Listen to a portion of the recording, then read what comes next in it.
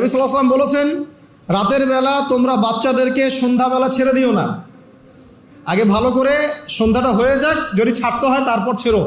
তারপর রাতের রাত যখন গভীর হবে তখন তোমরা এলোপাথালি ঘোরাফেরা করো না, রাস্তাঘাটে বনে জঙ্গলে ঘোরাফেরা করো না। কারণ এই সময় এমন কিছু মাখলুককে আল্লাহ পাক ছেড়ে দেন যাদেরকে তোমরা দেখো না।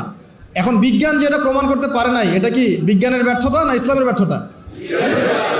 আচ্ছা, তিনি বলছেন রাতের বেলা এমন কিছু মাখলুক বের হয় যাদেরকে তোমরা দেখো না। দুষ্ট জিন বের হয়। কি বের হয়? জিন জাতি নাই পৃথিবীতে? আল্লাহ পাক সূরা জিন নামে একটা গোটা সূরা নাযিল করেছেন, করেন নাই? হাফেজ আছে না এখানে মানুষ? কুলু হিয়া ইলাইয়া আন্নাহু ইসতামা নাফারুম মিনাল জিন্নি ফাকালু ইন্না সামি'না কুরআনান আজাবা। জিনদের একটা দল কোরআন শুনে বলেছিল যে আমরা অদ্ভুত আজব একটা কোরআন শুনেছি। তারপর তারা গিয়ে তাদের কওমের কাছে ইসলামের দাওয়াত দেয়, ওই কওম ইসলাম কবুল করে। এটা নবী সাল্লাল্লাহু আলাইহি ওয়াসাল্লামের জীবনের সেই সময়কার ঘটনা, যখন নবীজি তায়েফ থেকে ফিরে আসছেন, তায়েফবাসী তাকে অত্যাচার করলো, তিনি নাখলা উপত্যকায় এসে নামাজ পড়ছেন, ওই নামাজের কেরাত শুনে জিনরা ইসলাম কবুল করেছে। সূরা জিনে আল্লাহ পাক এই কথা নাযিল করেছেন। তো আল্লাহ পাক যে বলছেন জিন জাতি আছে, আল্লাহ কি মিথ্যা কথা বলছেন? নাকি নাসা যখন বলে এলিয়েন আছে তখন ওইটা সত্য, আর আল্লাহ বলছেন জিন জাতি আছে, এটা মিথ্যা? তা আমাদেরকে আবার নতুন করে মুসলমান হওয়া লাগবে এখন না? আমাদের কনসেপ্ট চেঞ্জ হয়ে গেছে। আবার দেখেন আল্লাহ পাক বলছেন সূরা জারিয়াতের 56 নম্বর আয়াতে, ওয়ামা খালাকতুল জিন্না ওয়াল ইনসা ইল্লা লিয়াবুদুন। আমি জিন আর মানুষকে শুধু আমার ইবাদত করার জন্যই সৃষ্টি করেছে। তাহলে দুটো জাতি পাওয়া গেল, জিন এবং মানুষ। তো যেটা বলছিলাম প্রিয় ভাইরা, রাতের বেলা এইসব প্রাণী বের হয়, নবী সাল্লাল্লাহু আলাইহি ওয়াসাল্লাম বলেছেন, অতএব আপনাদের বাচ্চা যারা আছে এদেরকে সন্ধ্যাবেলায় বাইরে ছেড়ে দিবেন না। এখন কিন্তু প্রচুর ঘটনা ঘটছে, প্রচুর জিন ঘটিত ঘটনা ঘটছে, রুকিয়া করাতে হচ্ছে, জাদুটোনা করা হচ্ছে, বানটোনা করা হচ্ছে না? আর অনেক সময় আমরা মনে করি, এখন সায়েন্সের যুগ তো, মানুষ মনে করে এগুলোর কোনো ভিত্তি নাই মনে হয়। কোরআন বলছে জাদু সত্য। কে বলছে? কোরআন বলছে জাদু সত্য। কোন সূরা? সূরা বাকারা আয়াত নম্বর 101। সূরা বাকারা আয়াত নম্বর 101, 102 পড়ে দেখেন, ওয়াত্তাবাউ মা তাতলু শায়াতিন আলা মুলকি সুলাইমান। এই আয়াতটা পড়েন, বিশাল একটা আয়াত আছে। ওয়ামা কাফারা সুলাইমান ওয়ালাকিন্না শায়াতিন কাফারু ইউআল্লিমুনা আন-নাস আস-সিহর। এই সিহর দিয়ে কি হতো? মা ইউফাররিকুনা বিহি বাইনাল মারই ওয়া যাওজি। সুলাইমান আলাইহিস সালামের সময় এই জাদুবিদ্যার প্রচলন ছড়িয়ে পড়ে। এই জাদু মানুষ শিখে কি করছিল? নারী পুরুষের মাঝখানে, স্বামী স্ত্রীর মাঝখানে বিভেদ সৃষ্টি করছিল। এখন দেখেন না, পরিবারের স্বামী স্ত্রীর বন্ধন ভেঙে যায় না? খুব ভালো সম্পর্ক, হঠাৎ করে সম্পর্ক খারাপ, কেউ কাউকে দেখতে পারে না, এমন হচ্ছে না? এই জাদুবিদ্যা সত্য। এবং এখনকার অনেক ভণ্ড যে কবিরাজগুলো বের হয়েছে, এরা জিনকে তাবে করে নিয়ে এই জিনদের মধ্য দিয়ে মানুষের মধ্যে জাদু ছড়িয়ে দিয়েছে, এবং এর ফলশ্রুতিতে বহু পরিবার ধ্বংস হয়ে যাচ্ছে। এই জাদুবিদ্যা সত্য। আরও একটা জিনিস সত্য, নবী সাল্লাল্লাহু আলাইহি ওয়াসাল্লাম বলেছেন, ইন্না আইনাল হক, চোখের নজর সত্য। নবী করিম সাল্লাল্লাহু আলাইহি ওয়াসাল্লাম বলেছেন চোখের বদনজর সত্য। এই যে আমরা বলি ফেসবুকে এত বেশি ছবি দিয়েন না ভাই, ছবি তুলেন না, ছবি তুলেন না, বারবার যে বলি নিষেধ করি, কারণ কি জানেন? একটাই কারণ, বিকজ চোখ লাগাটা সত্য। মানুষের চোখ লাগে, এই কথা শুনলে অনেক মজুমদাররা হাসবে না? কথা বুঝতে পারেন নাই? কিন্তু এটা সত্য, কারণ নবী করিম সাল্লাল্লাহু আলাইহি ওয়াসাল্লাম যা বলেছেন, সাদাকাল্লাহু ওয়া সাদাকা রাসূলুহুল কারীম। নবী যা বলেছেন, আল্লাহ যা বলেছেন, চিরায়ত সত্য, এর বাইরে কোনো সত্য আছে? আচ্ছা দেখেন, আমি বললাম যে জাদুবিদ্যা সত্য। এই জাদুবিদ্যার চর্চা মানুষ করে, এখনও করে, এবং এই জাদু দিয়ে মানুষের ক্ষতি করার জন্য জিনের প্রয়োজন হয়, দুষ্ট জিন। এই জিনগুলোকে মানুষ তাবে করে মানুষের ক্ষতি করার চেষ্টা করে। দেখবেন এখন গ্রামে গঞ্জে শহরে সব জায়গায় ছড়িয়ে পড়েছে না? দেখবেন, খুব সতর্ক থাকবেন। আমি পরে সলিউশন বলছি আপনাদেরকে। আরেকটা বলেছি, নবী সাল্লাল্লাহু আলাইহি ওয়াসাল্লাম বলেছেন চোখের বদনজর এমন সত্য যে একটা উটকে এই রান্নার ডেকচির মধ্যে ঢুকাই ফেলতে পারে। মানে একটা উট খুব সুন্দর ভালো, আপনি দেখছেন মাশাআল্লাহ বলেন নাই, নজর লেগেছে, উটটা মারা গেছে জেনে দেন, তারপর তাকে জবাই করে খেয়ে ফেলতে হয়েছে। একজন সাহাবী গোসল করছিলেন, গোসল, এটা হাদিসে সহিহ। এই আলেম ওলামা যারা আছেন তারা জানেন যে এই হাদিসে সহিহ।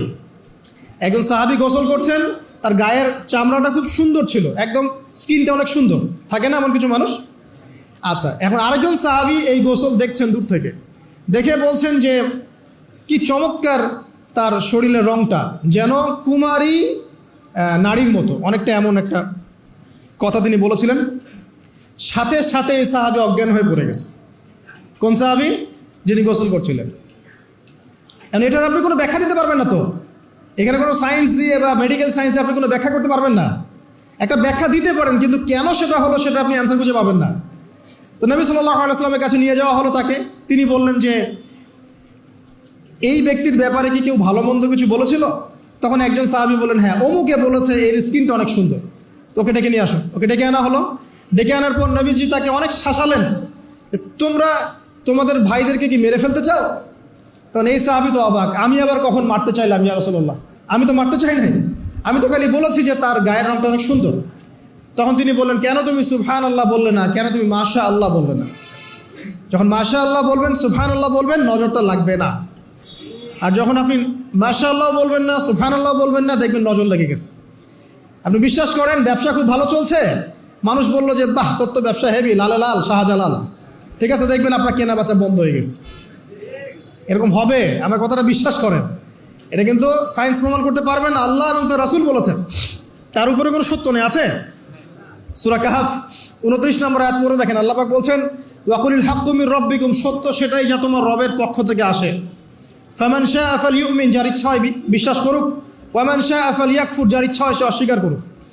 এই কারণে আমরা বলি ফেসবুকে এত বেশি ছবি দেওয়া, এই আই ওয়াশ করা, এই যে শোডাউন করা, হ্যাঁ, ইসলামের কিছু কাজ করলেন একদম মানুষকে না দেখাইতে পারলে ঘুম হচ্ছে না, এগুলো বন্ধ করেন, এগুলো বন্ধ করে দেন আল্লাহর ওয়াস্তে। অফলাইনে কাজ করেন, নিজেকে গোপন করার চেষ্টা করেন। যত বেশি মানুষের কাছে নিজেকে এক্সপোজ করবেন, কাজের বরকত কমে যাবে, কাজের বরকত কমে যাবে, চোখ লাগবে, নজর লাগবে। এবং চোখ লাগা বদ নজরে বহু আলেম আস্তে আস্তে মাঠ থেকে মাইনাস হয়ে গেছে না? যায় নাই? এখন কি আলেমদের সংখ্যা বেশি না কম? যত দিন যাবে আলেমের সংখ্যা আরো কমে যাবে। নবীজি বলেছেন আলেমদের সংখ্যা কমতে থাকবে, মানুষ জাহেলদেরকে আলেম বানিয়ে নেবে। তো প্রিয় ভাইরা, জাদুবিদ্যা সত্য, চোখের বদনজর সত্য, রাতের এই অনিষ্টগুলো সত্য, রাতের বেলা অনেক ক্ষতি আছে।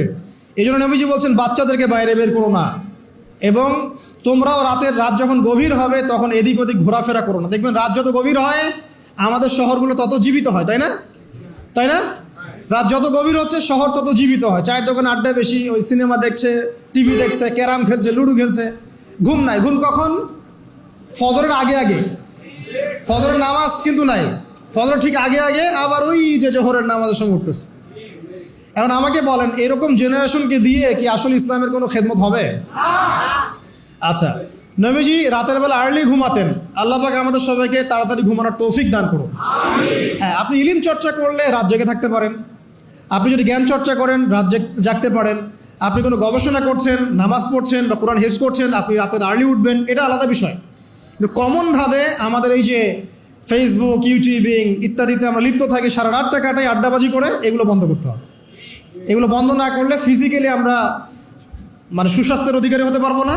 সারা দিনটা আমাদের একটা কি বলবো অলসতার ভাবে যাবে, এবং দিনের বেলা কাজগুলো ব্যাহত হবে। এতে করে আমাদের উম্মার এই পুরো বড় যে তরুণ প্রজন্ম আছে, এদেরকে আপনি সম্পদে পরিণত করতে পারবেন না। তাই এই সিস্টেমটা চেঞ্জ করা দরকার।